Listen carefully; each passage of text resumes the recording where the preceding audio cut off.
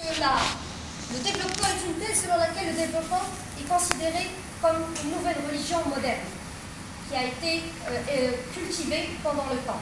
C'est pour cette raison qu'il l'a appelée la métamorphose d'un mythe occidental. Ça a commencé par le mythe, ça a été teinté par une occidentalisation et ça a permis à métamorphoser les sociétés entières pour être à l'image d'un Occident.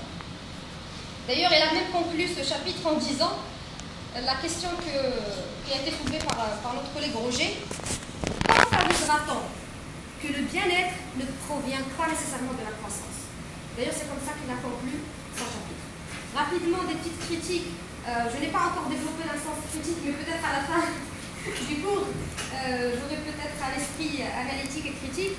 On peut dire que si j'analyse les deux, le fond et la forme du chapitre, je peux dire que l'écriture simple et universitaire de l'auteur peut des fois dérouter le lecteur en quête de problématisation. On dit où est le problème réel dans tout cela. Dans cet essai assez dense et qui, vers la fin, c'est vrai, vous donne une certaine désillusion par rapport au mot développement. Vous trouvez que ce mot développement, il a été surévalué, on lui a donné plus de qualificatifs qu'il n'en mérite. Si les enchaînements des fois s'entravent, c'est-à-dire il y a beaucoup de données, beaucoup d'auteurs cités, beaucoup de périodes historiques qui reviennent, des fois c'est déroutant par rapport à la crédibilité, la légitimité de l'information, par rapport à la description de la terminologie et des origines du mot développement. Et toujours un regard impitoyable par rapport à un nord dominant avec un sud dominé. En gros, c'est une référence biblique parce qu'il a mis le point sur tous les passages qui ont teinté ou discuté du mot développement depuis l'Antiquité, ce qui n'est pas chose facile de retrouver dans un seul document. Au final, je peux dire que ce texte illustre le développement dans le sens où il s'avère comme une volonté interne. C'est-à-dire, si on veut comprendre l'auteur, c'est que prendre le développement dans sa définition occidentale, c'est faux. Mais il faut prendre le développement dans son contexte local, en respectant la culture, en respectant la nature du milieu d'où on vient. Il est beaucoup plus efficace. Et aussi, il est doté d'une grande crédibilité de coopération plus poussée des acteurs internes, qui sommes nous, par exemple, les pays africains ou les pays sous-développés. Selon toujours l'auteur, ce dernier peut être qualifié comme une solution, mais qui ne doit pas être acceptée sans condition. Oui, pour le développement. On veut tous atteindre un niveau d'apogée pour notre nation, pour notre économie, mais il ne faut pas importer un concept ou une notion selon des référents occidentaux sans respecter les spécificités du pays où le développement peut devenir, au lieu d'un bien, mais plutôt un mal intérieur. Voilà, merci beaucoup.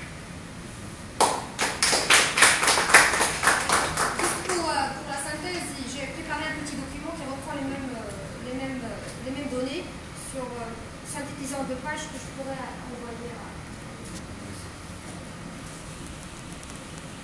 Question, comment bien?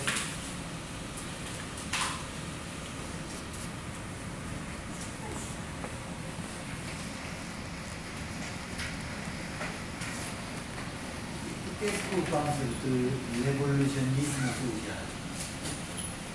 Selon moi ou selon les auteurs? Parce que j'ai beaucoup noté de choses. Et surtout ce qui m'a percuté, c'est à partir qu'on a commencé à vraiment se détacher de la pensée passée des pensées antérieures par rapport au développement, et c'est qu'on a commencé à rapporter le terme plutôt à l'économie ou au volet social de la chose. D'ailleurs, ici, j'ai noté qu'on a essayé, cette occidentalisation, on a essayé de la faire ancrer dans l'imaginaire du collectif. C'est-à-dire, aujourd'hui, la société a été comme formatée. Quand elle a évolué, pour elle, la référence pour se développer, c'était l'Occident. D'ailleurs, il a même dit que tous les parcours, peut-être que le chemin, tout parcours mène au même chemin,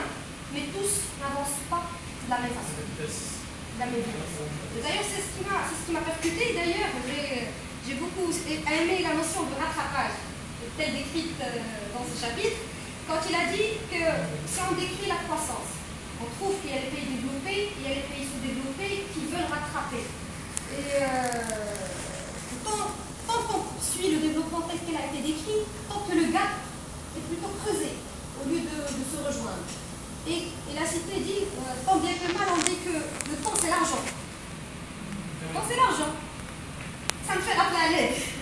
C'est-à-dire pour que ces pays sous-développés rejoignent les pays développés, il faut investir de l'argent. C'est ce qui m'a fait.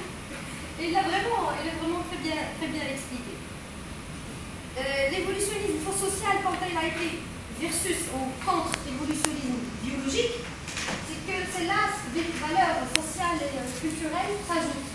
Pas comme au niveau de l'évolutionnisme biologique qui comparait l'être social à la nature, qui dit que c'est une évolution biologique, qui a quatre directives, on évolue dans un sens d'une seule façon. Et cette métaphore a fait la déperdition de certaines caractéristiques, notamment la culture et le volet social de la chose.